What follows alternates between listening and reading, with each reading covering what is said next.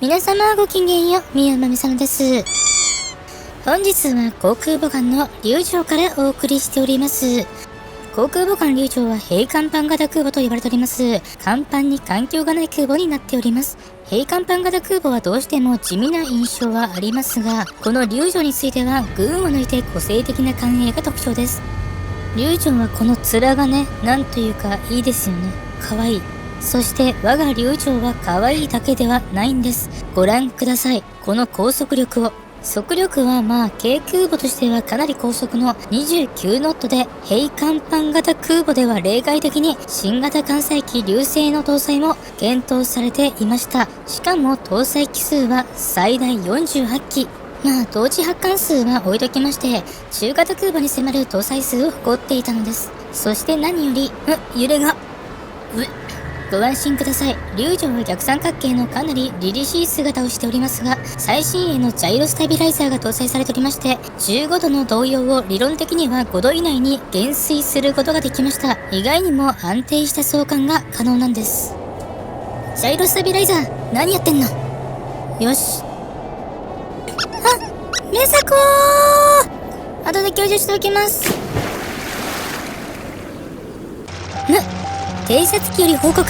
前方に敵艦隊を発見。ご安心ください。こんなこともあろうかと、当時最新鋭の艦上攻撃機97式艦砲をすでに配備済みです。竣工時の姿だと厳密には13式艦砲なんですけども、いろんな都合でこうなりました。また検証には私のおまんじゅうたちで行っていきます。回せー！回せー！回せー！自分じゃなくてエンジン回すのプーじゃねえよ。戦機発艦始めー！ただ龍城は小型空母の割には搭載数は多いものの、同時発艦数にはかなり制限があったようです。また中型空母では可能だった甲板での給油作業ができないという欠点もありました。戦機発艦始めー！メーサよー！後で救助していきます。厳密に言えばこちらの旗竿は倒しておく必要がありました。ということで気を取り直しまして、もう一度発艦していきましょう。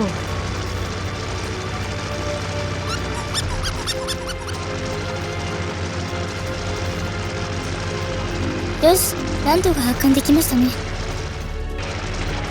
敵艦ミユ、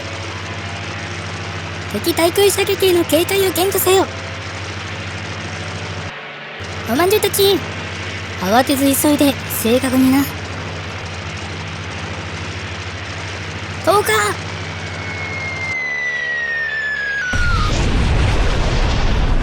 爆弾が命中。滅びたり滅びたり、敵とよ艦隊が。おまんじゅうたち、後ろにかつお節。後ろふーじゃねえ。メサミメサイシメサノブダスコダメサー。後で強調しておきます。ご安心ください。こんなこともあろうかと戦闘機部隊も展開しております。龍城には冷戦ではなくて昭和16年開戦時は96式艦上戦闘機が搭載されておりました。乗員は冷戦でないことにちょっと不満があったみたいですね。前方に敵輸送船団を発見。ご安心ください。龍城には小型空母としては破格の広角砲を片舷6門備えています。何より実際に哨戒艇や輸送船を沈めたという逸話が存在しております。全おまんじゅうたちに次ぐ本艦はこれより敵輸送船団を撃滅する砲撃戦用意。プーが小さい。プーじゃねえ。撃ちまくれー。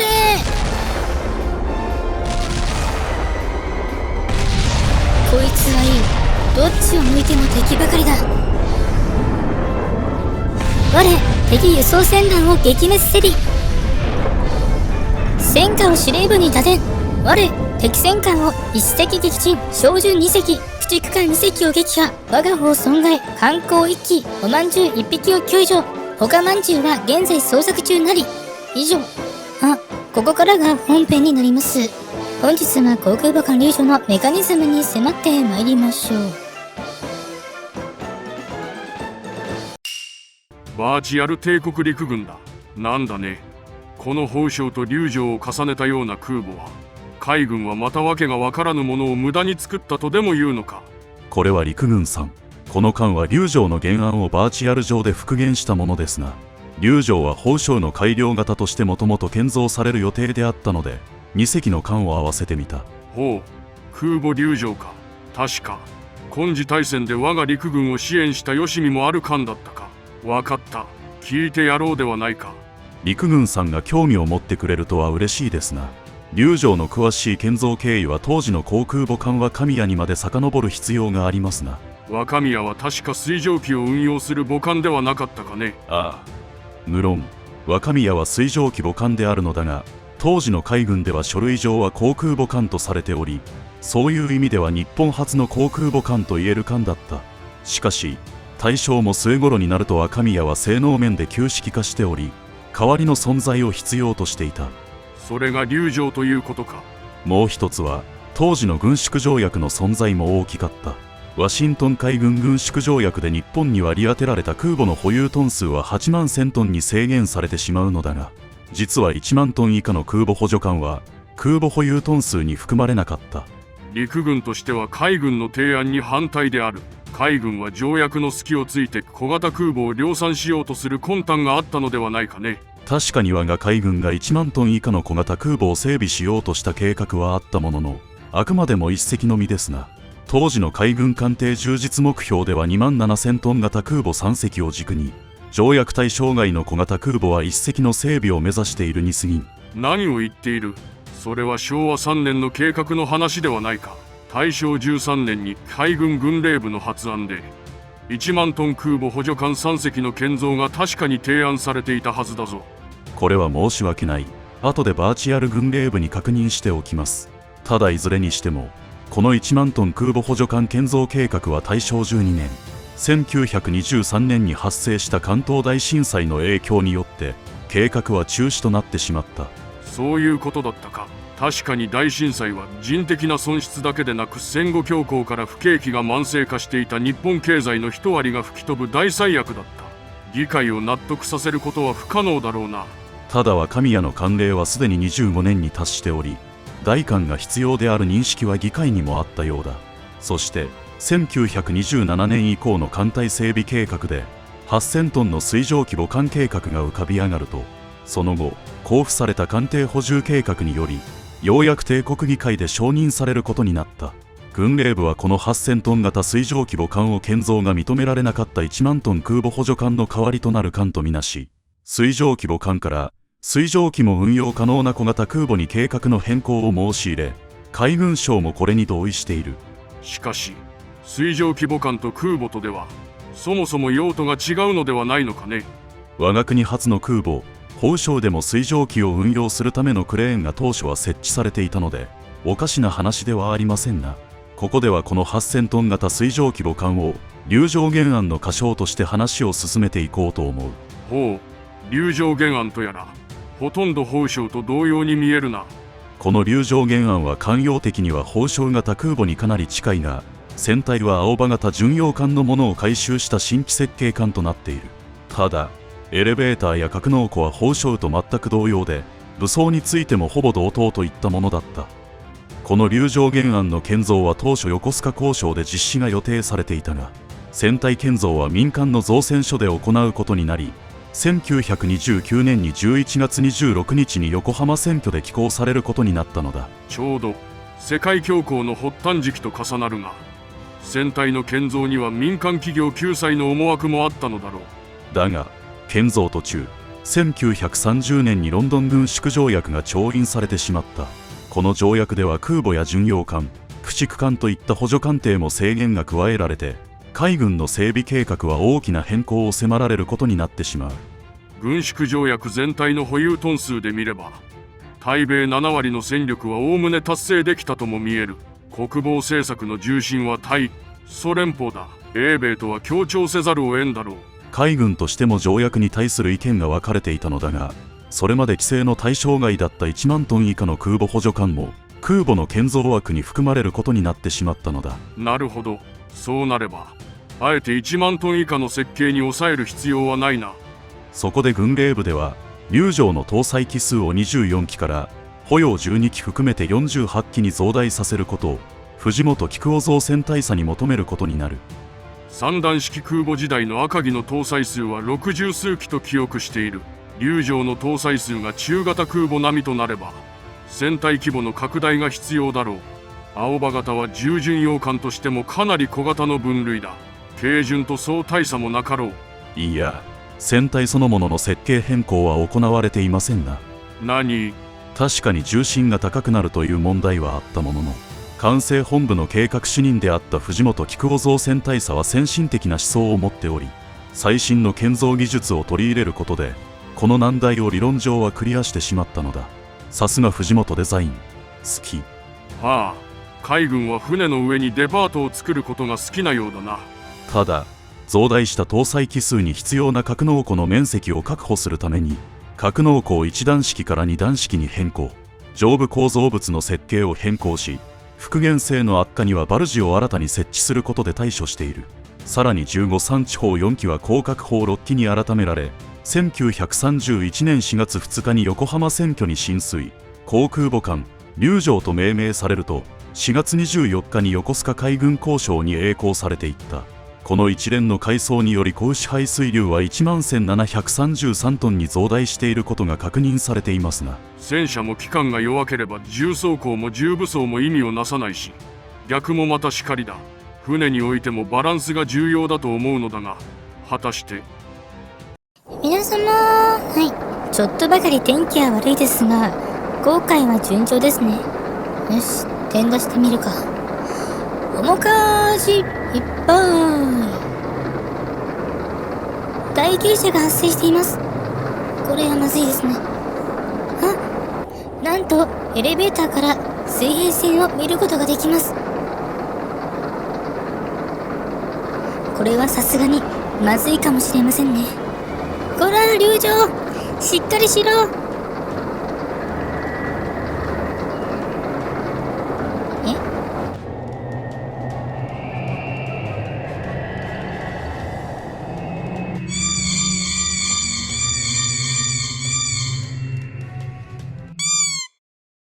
航空母艦龍城の公試航海は大きな問題となってしまいました。上部構造物の重量増大による重心上昇もあって、転打した際に大傾斜を生じて、原則に張り出した探偵が波に叩かれて破損するなど設計に問題を抱えていることが露呈してしまったのです。これを受けて性能の改善の要求が艦隊側から出されたものの、改修の必要はないと最終的には判断され、1933年7月31日に実施された2度目の試験航海では、重心移動に影響を及ぼす重油の使用を制限することで、艦隊へ配備する措置が取られました。しかし1934年3月12日に発生した友鶴事件では、水雷艇の友鶴が転覆事故を引き起こしてしまいます。この事故により全艦艇の復元性の再調査が行われると、新型艦艇ほど復元性が不足しているという評価が下されてしまうのです。そこで龍城の性能改善を行う第一次改装が1935年5月26日より行われると、この工事ではバルジの大型化、艦艇部へのバラストの搭載、重油タンクへの海水補填装置の追加、煙突の移設、降格砲2隻の撤去や飛行甲板の若干の改正が行われることになりました。改装工事の進捗は早く、工事開始から3ヶ月を経た8月20日に完了した後、9月に龍城は艦隊に復帰を果たしましたが、問題はこれでは終わりませんでした。1935年9月26日、第4艦隊事件が発生します。津軽沖の台風の中での訓練では、龍城もかなり損傷を受けてしまい、羅針環境砲部部の損傷など、船体強度の不足や艦首の両派生不足をはじめとする、設計の根本に起因する問題を再度露呈してしまったのです。このため1935年10月11日より、呉工廠で損害復旧を兼ねた第二次改装工事に入り、船体及び上部構造物の強度改正や艦首甲板の一層かさ上げ、羅針環境の改正、バルジの変更等、改修を含む工事が行われたのです。この改装工事は1936年5月31日に完了しました。こんにちは、メサノアイです。中佐。それにしても龍城は2回の改装でここまで大きな変化を遂げていたのですね。龍城といえば春光寺の姿が有名だが、第二次改装後の実戦に即した姿もなかなか良いものですが、それでは早速龍城の設備や内部の様子をここでは紹介したいと思う。よろしくお願いいたします。これは龍城の竣工時の環境の様子ですが、近くで見るとかなりごつい印象がありますね。ああ、竣工時の龍城は環境正面はガラス張りで、中央部に見張り包囲板、左舷に公海用の 2.5 メートル測距儀を置いており、羅針環境内部には巡洋艦と同程度の設備が用意され、後方には右舷側に飛行課事務室、左舷側には通信指揮室があった。また艦の側面には4面操13ミリ機銃が設置されているのだが、この機銃は日本空母では唯一の搭載例だった。随砲のように延長された飛行甲板もありませんし、これなら視界的には安心ですね。龍城の飛行甲板の大きさは日本の小型空母の基準になったようですが、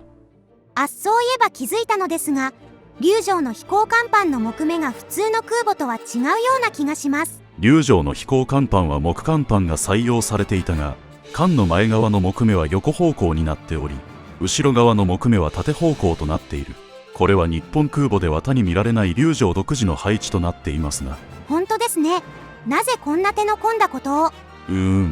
わからん。ええ、何かしらの理由で飛行甲板の張り方の向きによる運用上の効果をテストしていたのかもしれない。実際に龍城は竣工後より戦闘機や偵察機を用いた急降下爆撃訓練、実験の担当艦となっており、急降下爆撃運用空母の本命である宗龍の竣工まで、新機種である艦上爆撃機の実施導入艦の役割を担っていたんだ。復元性の問題ばかりを指摘される龍城だが、龍城は小型ながら最新の設備を搭載した日本初の実用空母だったとも言えますな。実は意外とすごい空母だったり。ただ龍城は艦営が特殊すぎたため、偽装関連の設備についてはその後の小型空母であまり参考にならなかったようだ。あら、そううまくはいかないのですね。それでは次に龍城の船体を切断して中身を見ていこうではないか。これは龍城の艦内の様子をざっくりと示したものだ。龍城の小さな船体に2層に分かれた格納庫があるのが分かりますね。ただここに48機も搭載できたのでしょうか。格納庫だけでそこまで載せられるわけではなく、飛行甲板に露天停止を含めた数ですが、また格納庫の設計はやや問題があり、2層目の格納庫の高さが艦の上甲板よりも高く、これは復元性の悪化につながってしまっている。高さの問題は改装ではどうにもならず、代わりに第一次改装の際に3機分のスペースが削減されているが、やはり復元性の問題が格納庫にもあったのですね。格納庫の面積はどれくらいだったのでしょうか。龍城の格納庫の面積は3397平方メートルで、これは宝生の2倍、宗龍のおよそ6割にあたる広さですが、ちなみに龍城はどんな飛行機が搭載されていたのでしょうか。龍城の艦載機にはまず3式艦上戦闘機の搭載が予定されていたものの、3式艦船は史上最悪の艦上戦闘機と言われており、すぐに90式艦上戦闘機に改められていたようですが、艦上攻撃機は13式艦砲が配備されており、1938年には96式艦上戦闘機への完全な更新が図られている。また運用される機種を艦上戦闘機と艦上爆撃機に絞る計画もあったようだ。開戦時でも龍城の搭載艇数は48機と一応変わらなかったものの、機頭攻略作戦では32機の搭載数となっている。この時は96式艦船と97式艦砲が運用されたようだ。その後1942年4月に艇数は40機へと変更されると、ここで01021型に更新されたようですが、40機程度も搭載していたとなると、やはり日本の軽空母の中では非常に優秀な性能に見えてきますね。そういえば中佐龍城は復元性不足のため2回にわたる改装を必要としましたが、具体的にはどういった部分が問題だったのでしょうか。まずは竣工時の龍城はかなり張り出した部分に広角砲を搭載している。これは昭和初期と言っても良い時代にしてはかなり先進的な装備ではあったのだが、重量配分としてはいささか問題があった。あれ、船の上に重いものがあるのが問題となると、一次改装の地点で煙突を上側に設置し直すとまずいのではないでしょうか。確かにそうなのだが、友鶴事件の教訓により煙突を下方に設置した場合海水が流入する恐れが指摘されており、竣工時の流状の煙突の傾きを見ても、海水が管内に流入しやすい形状であるのがわかると思う。第一次改装では重心の改善よりも海水流入の対策が優先して行われたのでしょうが。なるほど。確かに海水が入ってきそうな位置をしていますが、やっぱり煙突を上に設けるのはバランス的にちょっと怖いですよね。実は船の復元力は重心を下げるだけでは決まらず、メタセンターを意識して煙突などの重量物を上方向に持ってくるのは、むしろ復元力の強化につながる場合もあるのだ。メタセンターとは一体？メタセンターは船など水面に浮いている物体の傾きの中心点ですが、このメタセンターと重心位置の距離を GM 値というのだ。メタセンターが上に上がれば GM 値が上がり、すなわち船の復元力が理論上は強化されるという計算になる。竣工時の流状はこのメタセンターが少しでも上がるように設計をしていたんだ。なんとなく分かったようなそんな気がします。ただ常識的に考えても、小さな船体に大きな構造物を乗せた船にはあまり乗りたいとは思えないですね。ああ、実はそのような普通の感覚が正しかったということになる。還元の高さが軽巡洋艦並みの流状では、いくら GM 値を稼いでも復元性の発揮は十分な水準にはならなかった。藤本大佐の設計は確かに理論的には正しいのだが、普通の人が抱く感性を結果的には軽視することになってしまった。これが流状の設計のしくじりにつながってしまったのだ。船の設計って難しいのですね。設計主任の藤本菊夫大佐はやはり相当重い処分を受けたのでしょうか。藤本造船大佐は事件の責任を取り謹慎処分となったが、その後軍令部側の要求にも問題があったことが分かると処分が解かれ、名誉の回復がなされている。しかし藤本大佐は脳一血に倒れ、47歳の若さでこの世を去ってしまった。復帰祝杯を挙げている最中の出来事というから何ともやりきれない結末となってしまった。惜しい人を亡くしたものだ。航空母艦流状は2回にわたる改装を受けると、復元性の問題をクリアし、1000級の性能を有することになりました。しかし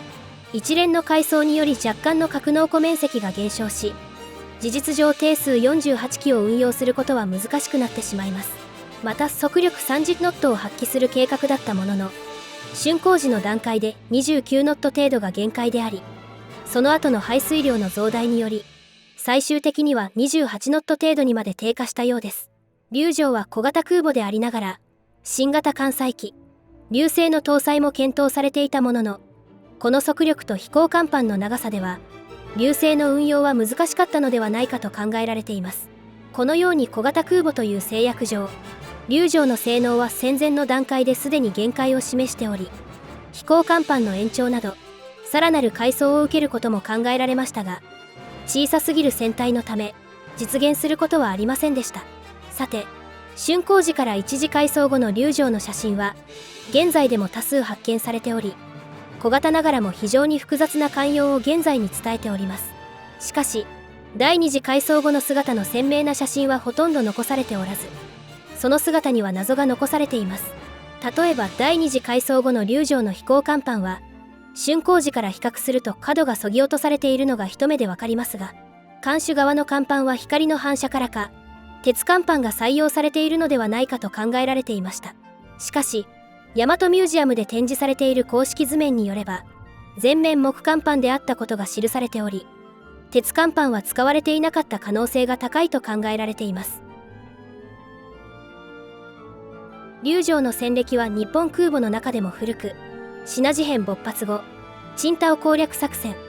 アモイ攻略作戦等各方面の作戦に参加し、その能力を大いに発揮しました。1941年12月8日の開戦以降は南方攻略作戦支援に充てられ、レガスビー攻略戦やポロ島攻略戦で活躍を果たすと、翌年1942年にはアナンバス攻略戦、パレンバン攻略戦にも参加しています。流状は2月13日にパンカ海峡にある商船8隻を撃沈または撃破し、3月1日には駆逐艦1隻を大破させる戦果を得ます。逸話としては、12.7cm 連装広角砲でオランダの小海艇を沈めたことが広く知られていますが、近年の調査では小海艇側は駆逐艦の砲撃によって沈没したと報告しており、証言に食い違いが見られます。その後も流状は活躍を続け、インド洋作戦にも参加すると通商破壊を行い、複数の商船の撃沈撃破に貢献。このうちイギリス商船のタクさんは龍城からの砲撃によって沈没した可能性が考えられております。龍城は4月23日に内地に凱旋すると、ミッドウェー攻略作戦を支援するためアリューシャン攻略作戦に参加し、ダッチハーバーを空襲しますが、この際に搭載していた冷戦1機がアクタン島に不時着し、冷戦の性能などが検証されてしまう結果になりました。作戦自体は成功させたものの、肝心のミッドウェー攻略作戦は大失敗に終わると、同年8月昇格隋閣とともにソロモン方面に転戦します。龍城は陸軍を支援するため利根とともに艦隊本体と分離し、ガタルカナル島への空爆を成功させましたが、龍城の位置も米機動部隊に捕捉される結果となり、敵機からの猛攻を受けると爆弾4発と魚雷1発、資金弾多数により行動不能に陥ってしまいます。その4時間後、龍城はソロモンの海に姿を消したのでした。奇妙な形状をした空母として知られる龍城は、小型空母の割には搭載機数が多かったため、傭兵側からの評価は意外にも高く、空母褒章が旧式を理由に最前線で使用されなかったのに対して、常に最前線で戦い続けることになりました。龍城は傑作艦とは言い難かったものの、武勲艦として戦線を支え、日本艦艇史にも確かな名を残したのです。ということで、長い時間ご視聴いただきまして誠にありがとうございました。こういった分野に興味がございます方は我がチャンネルの登録も何卒よろしくお願いいたします。それでは皆様、次の動画でお会いいたしましょう。せーねせーねせーなら。バイバイ。